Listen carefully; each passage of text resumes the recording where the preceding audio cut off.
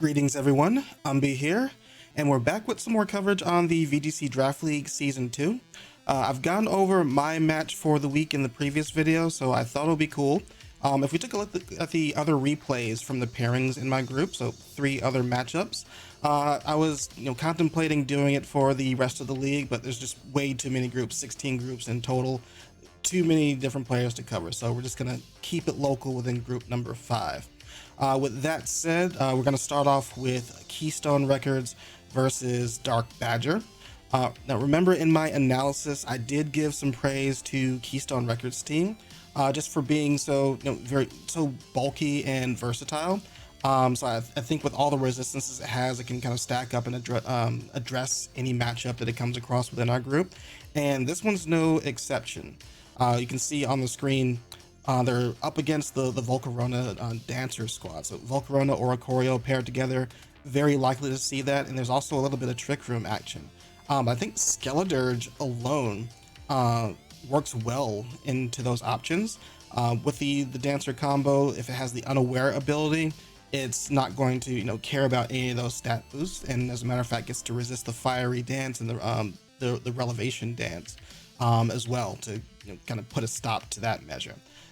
Behind that, if they ever do set up Trick Room, Garganical works there, Umbreon to an extent works there versus some of the options that they do have. So I think it's kind of skewed into KeystoneRecords' favor on this particular matchup. Darkbadger may have to get a little bit creative with their approach to that team. I'm thinking things like Mudsdale are going to be valuable, once again, to try and address the Skeledirge, which I think is strong to the team. Perhaps even Haxorus with Stomping Tantrum or Earthquake. It's got a really high attack stat that it gets to take advantage of, but we'll see. Let's go ahead and move on right to the replays. I actually got them loaded up here, and we see that KeystoneRecords has opted for a Garganical, Umbreon, Skeledirge, Corviknight, Clodsire, and Ampharos. Darkbadger has selected Volcarona or Oricorio, the electric version, the Pom-Pom version, Rotom-Mow, Hatterene, Kingambit, and Mudsdale. All right, let's get going. A couple of key players that we expected to show up in the lineup. One of them leading off is going to be a Skeledirge, right next to the Ampharos, and it's going to be paired off against the Volcarona and Oricorio, just leading off. So we're expecting immediate Quiver Dances or Fiery Dances to get the special attack boost. There goes one, copied by the Dancer, and KeystoneRecords actually switches out to the Garganical. Not prepared for the Skeledirge to take the onslaught of the Volcarona just yet. They're gonna eat a Hurricane. Actually did pretty decent damage for being a resisted hit, and it gets confused as well. Light Screen from the Ampharos may help to mitigate a little bit of damage, but not enough. Even with that Light Screen after the +1 from the Volcarona, it's actually used Terra Blast Water to chunk out the Garganical and gets finished off by the Oricorio as well. Ampharos gets a Volt Switch off, doing a little bit of chip damage to Oricorio before passing things off to Skeledirge and Umbreon, hopefully trying to stall out this match a little bit to get some position. Volcarona with the Bug Buzz into the Umbreon, again through the Light Screen, and even with Umbreon's great special defense, just does way too much damage. Almost gets knocked out by Oricorio's Revelation Dance. So this gives them a chance to possibly cripple them a little bit. We see the Snarl coming out from the Umbreon to try and slow down the special offense, and Skeledirge with the Will-O-Wisp to try and get some chip damage into the Volcarona. It Terra Darked, so it's going to take some extra damage from Bug Buzz if it ever launches off there, but we're just going to go for the Fiery Dance, stack up some more special attack, make up for some of the special attack that was lost from the Snarl, and get rid of the Umbreon with the Revelation Dance. Skeledirge, Torch Song, Oricorio, get a quick knockout. It's going to be a consolation prize because they're at a bit of a deficit. Darkbadger kind of running away with the game with this stacked up Volcarona. It's burned, but it's not really affecting its special offense at all. And there goes the Bug Buzz to take down the Skeledirge, which is in Terra Dark. So Ampharos on its lonesome, not certain it has the damage output to actually deal with this. Even though Volcarona is a water type right now, it's got a lot of work to get past that, plus the Kingambit. Already taking way too much damage just from the Fiery Dance alone, and Darkbadger is going to close this up pretty quickly. All right, so we're going to have to see a little bit of an adjustment from KeystoneRecords. Again, I think Skeledirge is positioned really well against the team. Not certain if they're running the unaware version, because they were a little bit scared to keep it in the opening turns of the first game. Here in the second game, it seems that case is still the same, as they're leading off with Umbreon and Clodsire. Clodsire, who also has access to Unaware, so that might be helpful if they're running into the problem of the Quiver Dance from the Oricorio. But just leading off turn one, Keystone Records already taking a ton of damage. The Bug Buzz doing over 60% to the Umbreon, and the Hurricane, even into Clodsire, which is pretty bulky, doing 40% with no boost yet. It's pretty hefty. Turn two, gonna go ahead and get a quick knockout into the Umbreon as well with the Bug Buzz. So solid start from Darkbadger. It's looking a little bit close to the previous game, just without all the Quiver Dances stacked up. To try and even things out, Clodsire launches the Rock Tomb into Volcarona, so it's on life support. As they bring in Terra Dragon Garganical. That's going to actually help mitigate some of the damage as it launches Assault Cure into the King Gambit. It's going to avoid getting a super effective hit from the Iron Head into it now that it's gone Terra. But it's not going to be able to do anything now that it's taunted. Anything like a Recover or Wide Guard, what have you. So they're going to have to, Darkbadger's going to have to continue their onslaught into the Clodsire. Actually, decides to split target into the Garganical. A little bit of a tough ask to do a lot of damage right now, it seems. Yawn from the Clodsire going to be launched off into the King Gambit to slow it down a little bit. It's Terra Darked, so it doesn't take as much residual damage from the Salt Cure while it tries to find a position. But right now, the problem is not necessarily the position, it's the damage. Without the Volcarona, they're not able to do as much damage as in the previous game, doing less than half health while they're just getting chipped away from the Salt Rock. Keystone Records bringing this one back with some stalwart defense. Volcarona's just about forced to come in and try and get something going, get like a special attack boost, which it receives from the Fiery Dance, but that's not going to be enough to knock out the Garganical, who gets to recover now that the taunt has worn off. Leaf Storm from the Rotom didn't do too much from the Clodsire, who takes it neutral, and it's going to neuter its special attack as well. And it's kind of stuck. It can't switch out to reset the special attack drop, so they're stuck with the King Gambit, who, to its credit, has a power boost from the Supreme Overlord, a 20% boost to its moves. We can see the power immediately as the Kowtow Cleave removes Clodsire from the field. However, in response, Garganical gets a chance to Iron Defense, so now it's got a +2, can take these attacks pretty well. Skeledirge comes in, takes a free Sucker Punch from the Terra Dark King Gambit and manages to live, which may be crucial as it allows it to Torch Song the Rotom, who tried to take the turn, hoping for the knockout in the Skeledirge from the Sucker Punch to get a free Nasty Plot and recover the special attack that it just lost, but to no avail. So now we've got a solid 2v1. Everything's been turned around from Keystone Records. Even if Skeledirge goes down, the Garganical, with a +2 defense and currently Dragon typing, gets a free body press to close out the game against King Gambit. Great turnaround, and a great adaptation. I'm expecting that the Clodsire, not only being bulky, was unaware, so if they started boosting with the Quiver Dances, it got to ignore that. Here in game 3, though, this is where it all comes down to.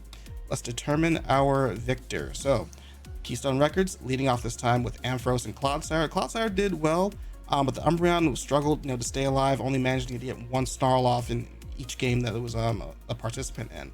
Ampharos, however, being able to stick around, may be able to get 2 screens off, both Light Screen and Reflect, to help in the long road. You start off the things with Reflect this time around and get a free Yawn into the Mudsdale. Oh, I say free, but it's below, it's taken 60% health to get that. As it takes the high horsepower. Hatterene also launching a Psychic to go ahead and clear Clodsire off the field, which I think was kind of a crucial piece, helping to take out the Volcarona. And it's also potentially a threat to King Gambit as well. Last game, the King Gambit had a little bit of a position and damage boost. Was able to immediately take it out, but this time it's starting things out, and it's taking a burn from the Skeledirge as well. So that's going to slow it down along with the Reflect. So now the Reflect is moved because of the Brick Break, however, but the burn is still going to be pretty relevant here. Now Hatterene gets a Trick Room off, to get his team. It's Mudsdale that's been hidden in the back now into position, but it goes down as a result. Keystone Records, however, is pretty crippled. Ampharos is on life support at 3% health. Skeledirge is low health as well and also paralyzed. Now, the paralysis, while tragic, may help it under the Trick Room. Lowering its speed might help with the speed tiers. But no dice. Mudsdale's still slower even after the paralysis. However, Garganical gets a chance to set up its iron defenses before King Gambit can launch it off. But even that is a little bit tragic for King Gambit, who's burned right now and doesn't have a Supreme Overlord boost. So same as last game, Garganical may have just found a position to kind of run away with the end game. Another iron defense to come in is going to be boosting up the damage from the body presses, as well as mitigating the damage. Since this time there are 2 physical attackers on the field, that's going to be a great position. They're going to have a tough time on Darkbadger's team trying to break through that defense, as they're going to get chipped away from the Salt Cure as we begin to launch those off. It looks like it might just be a matter of time. We're doing less than 10% damage just in general from each of King Gambit and Mudsdale as these iron defenses have been stacked up. They could even potentially go for another just to ensure that they have the most defense and health available. They'll recover to regain their health while still, again, just taking constant chip damage from the burn each turn on King Gambit and the Mudsdale from the Salt with the Salt Cure.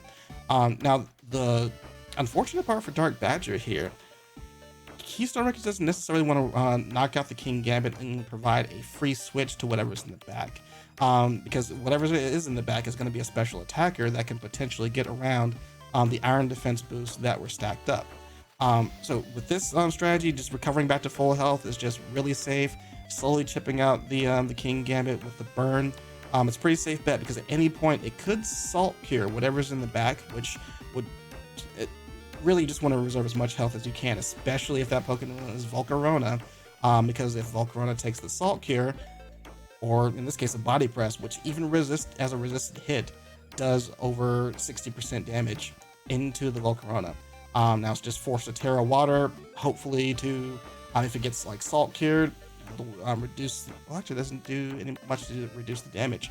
Yeah, they're kind of stuck in an unfortunate position in this end game. Volcarona is not going to be able to do much, especially since the Terra Dragon is going to reduce the Fiery Dance Dragon, and it's no longer weak to the Terra Blast, which was water as well. King Gambit on life support one more turn before it's knocked out by the bird itself, and that will just leave Mudsdale by itself against the residual damage of Salt Cure. Looks like it's just only a matter of time. King Gambit goes down this turn. They have to kind of pray for a crit just to get a chance to knock out this Garganical, but it's just so beefy after the full defense boost from Iron Defense. Volcarona coming back in, still on life support. It's got to hope for a crit from the Bug Buzz, perhaps. Not a chance. Volcarona is removed from the field in the last bit of its health from the Salt Cure, while Mudsdale still not able to do enough damage. Only 9% from the high horsepower. It's got to get some crits, and not even having a super effective attack anymore due to the Terra Dragon. It's a really bad position that's gonna pretty much ensure the game goes to KeystoneRecords. But yeah, Body Press to close it out, gets a critical hit. Didn't really matter. It was just assured that KeystoneRecords picks up the win. So congratulations there. Looking pretty shaky in game one. Looks like they respected the Oricorio and Volcarona a lot, even though they led with the Skeledirge. I'm a little bit surprised with that. It's possible that they didn't go with the Unaware set, or they weren't confident in the because they chose Terra Dark, which is then going to be weak to the Bug Buzz. Not sure if perhaps maybe they shared team sheets ahead of time. It seemed like they were a little bit hesitant versus the Terra Water from Volcarona being super effective against Skeledirge, and if they Terra Dark to avoid that, now they have to deal with the Bug Buzz. So if that is the case, to Darkbadger's credit, that's pretty good preparation on their part. Shows their awareness of the Skeledirge being a problem for them, and having the appropriate moves to deal with that Pokemon effectively as well.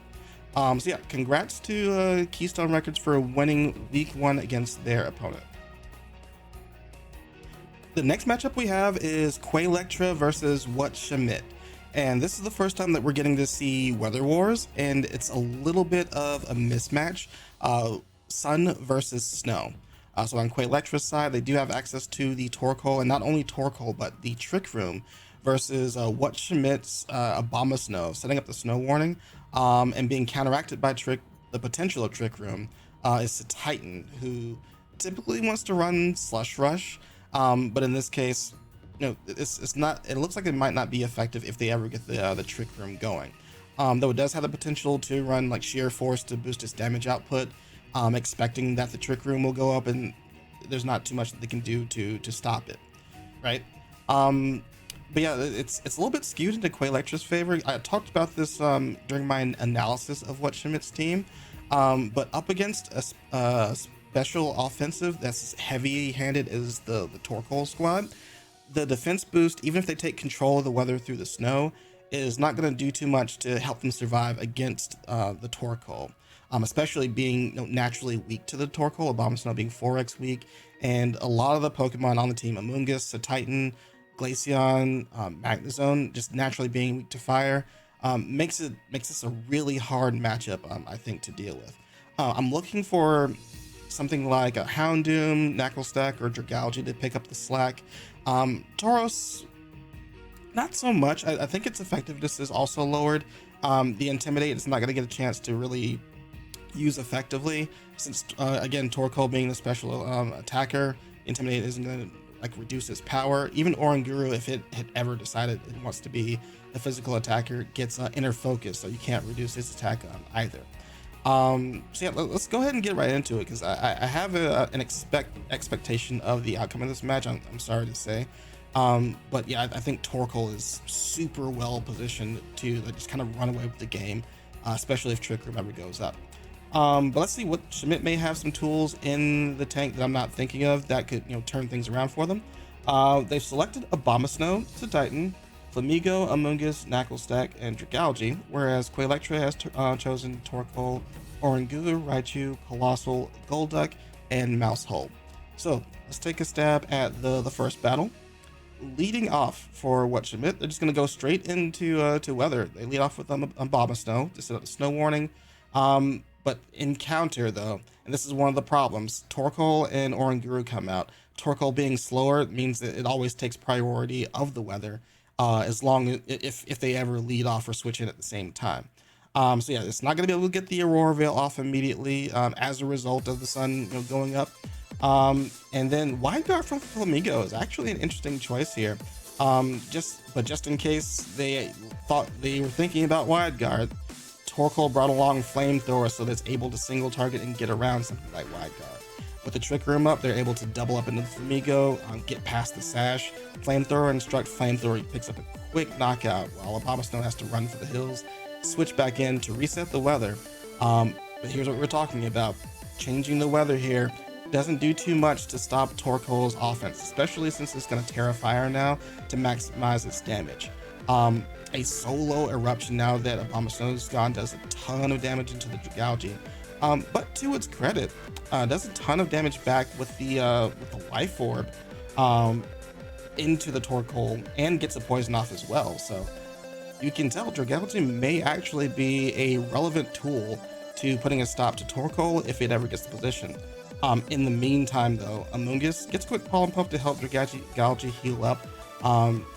Understanding that it's a relevant tool to potentially win this matchup, but it goes down as an effect of the Flamethrower, doing immediate 100% damage to it.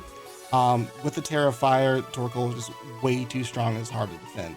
With another turn of Trick Room still up, Dragalge tries to salvage the situation versus the Torkoal, but Torkoal still slower, underspeeds it, and picks up the knockout to end game one. So honestly, like, while I expected kind of a blowout from this matchup, I think Whatshamidt has actually shown some relevant tools. Wide Guard and the Dragalge could potentially turn things around for it. Let's see what the adaptation is in game number 2.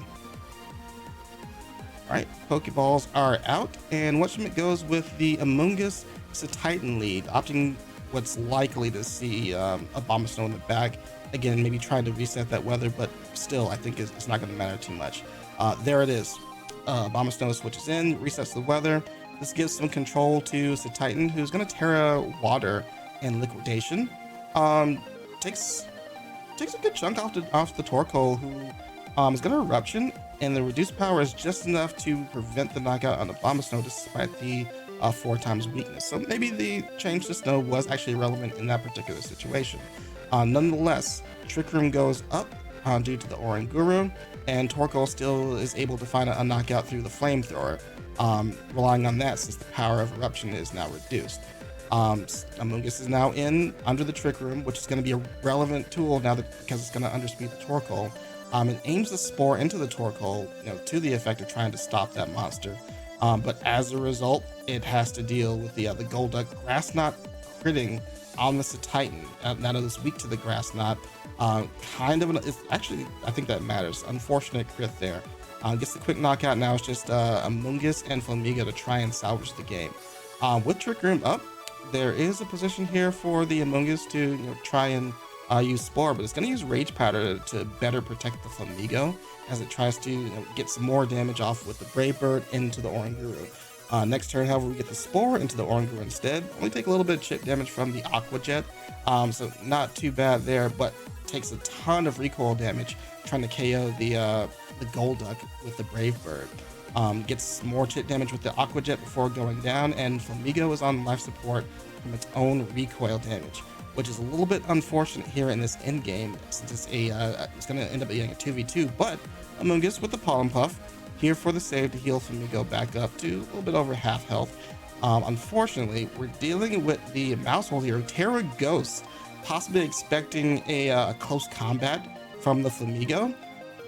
Once the population bomb finishes, which is going to KO the Amoonguss, we'll see if it's to the effect of if the prediction was correct, and it was. Close combat, ineffective due to the ghost typing, which is going to give the Mousehole an opportunity to population bomb, which lands and does enough damage to pick up the knockout onto the Flamigo. Well played. All right, this one's a little bit closer, and props to Whatshamidt for almost finding a position there where once the Trick Room goes up, Amoonguss is there to threaten the Torkoal with a Spore and almost bring it back. I honestly think the Grass Knot from the Golduck critical hitting onto the Titan, I think it mattered. I think if it gets a little bit more chip damage, Whatshamidt comes into a better position in the end of the game. Doesn't have to rely too much on the Flamigos taking a ton of recoil damage from the damage that it's doing with its own Brave Bird. You have that little bit of extra health left, you might be able to survive the end game. You also have to kind of predict the Mousehole there, so it's still a little bit of a stretch at the end of the game, but I'd say despite what the matchup looks like, well played by both players individually, legitimately. Alright, and the last matchup that we have to go over for week 1 of the league is TreeDolphin versus Eltrim, and I am incredibly interested in seeing what happens here, because if you've seen my rankings video, this is TreeDolphin as my number 8 and Eltrim as my number 1 drafts respectively from that ranking.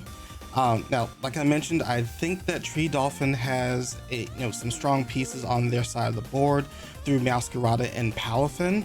I think they're if they're well positioned through the early and the late game, they can cause a lot of havoc on their own. Though it does kind of boil down to what the mid game looks like to chip away at the opponent until they can actually get back into the game. On the opposite side, though, Eltrim has a little bit of an easier to execute strategy through the use of Talonflame and Sylveon, and the combination of Dondozo and Tatsugiri. So fully expecting those players to show up. Not sure how the rest of the team rounds out, but let's take a look. I've got the matches queued up here, and let's see. So on Eltrim's side, we have Dondozo, Tatsugiri, Talonflame, Sylveon, Lucario, and Vivillon versus TreeDolphin's Palafin, Masquerada, Toxtricity, Sableye, Bisharp, and Toedscool. Let's go ahead and get right into it. Alright, Pokeballs are out, and we have Talonflame and Sylveon, one of my expectations here, from Eltrim's side, versus Masquerada and Palafin, likely something I expected on TreeDolphin's side. Leading things off with a Protect from Sylveon just to be safe. Then Talonflame takes a ton of damage from the Sucker Punch as a result. And bravely enough, Brave Bird's into the Palafin, doing a chunk of damage, but in return being knocked out by the Flip Turn. It's going to give a free switch, and we're going to see hero form come in later, but Talonflame not getting up a Tailwind and getting knocked out as a result, leaving both Palafin and Meowscarada to see another day. They're going to have to kind of scrap to get back into position here, I think. Now the Dondozo protects and Terra Grasses, possibly expecting electric move from the Toxtricity there, but it just launches off a Sludge Bomb into the Sylveon and knocks it out immediately. Eldrum immediately on the back foot and having to rely on the power of Dondozo Tatsugiri here. But what do they accomplish? Now that Dondozo's a grass type, Sludge Bomb is doing a ton of damage, and with Dondozo launching Earthquake and Toxtricity tearing into grass, the switch into Meowscarada is going to resist that Earthquake coming in. Dondozo's trying to scramble its way back into a position. I'm going to use Protect here to kind of like stall out, but it's going to be to no avail. Toxtricity is still going to be faster than Dondozo. The Sludge Bomb is still going to do way too much damage, especially with the double up from the Flower Trick Meowscarada. The leftover recovery from the Protect's just not enough.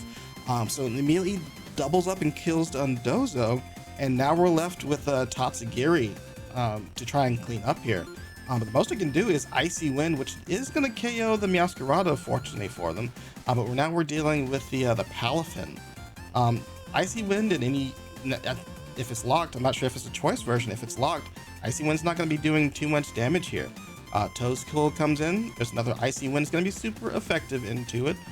Toadstool, especially if it has EV Light, it's going to be pretty bulky, but it's guaranteed a Spore to land, which, depending on Palafin's moveset here, it is showing leftovers, so I'm not sure if it's locked in. Oh, no, it has Close Combat, and it's going to be more than enough to take out the Tatsugiri, doing 80% of its health. Gotta say, well played from TreeDolphin here.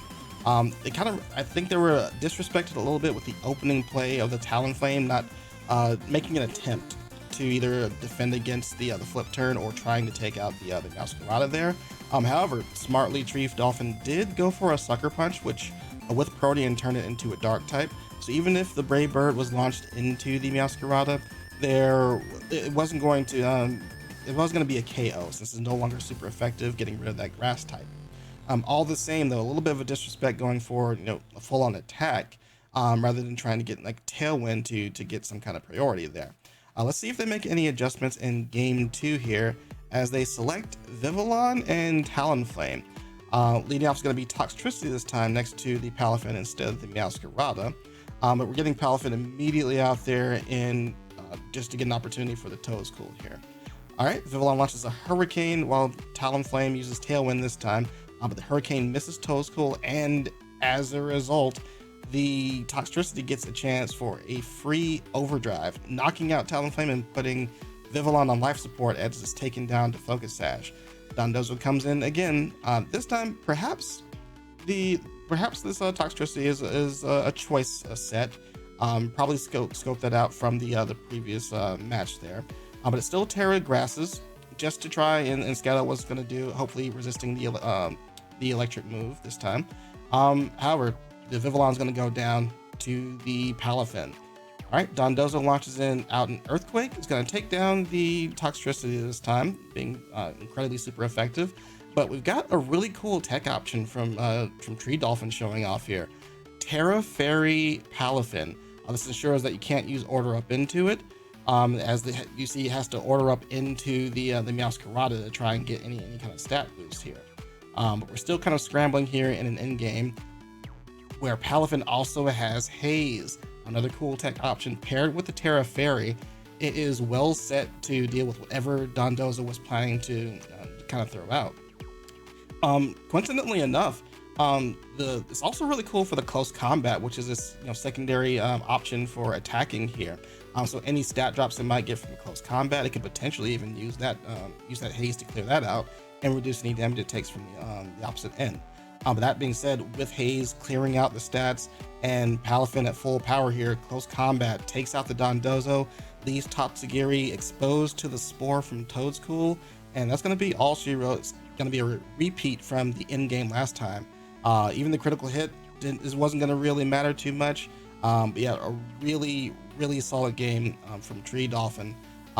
Honestly, exceeding all of my expectations. Once again, I'm not familiar with these players and their play styles. just going based off of their paper here, this looked like a a significantly better matchup, and from my point of view, for the Eltrim squad. However, with great preparation, I think, especially that Palafin tech was really cool. And reading into how the Talonflame wanted to operate with the opening sucker punch from the first game, I think did wonders to set the tempo for the games and take control from there. Really exciting game, really fun games to watch. Congratulations to TreeDolphin for winning week 1 of their matchup. But yeah, that was fun little series of games here. If you like this kind of commentary from me particularly, let me know in the comments below. I can continue doing this. Any encouragement is definitely appreciated. And these were definitely fun to watch. So outside of my own matches, wouldn't mind doing this one again. But until the next video for the Draft League, I will see you next time. Take care.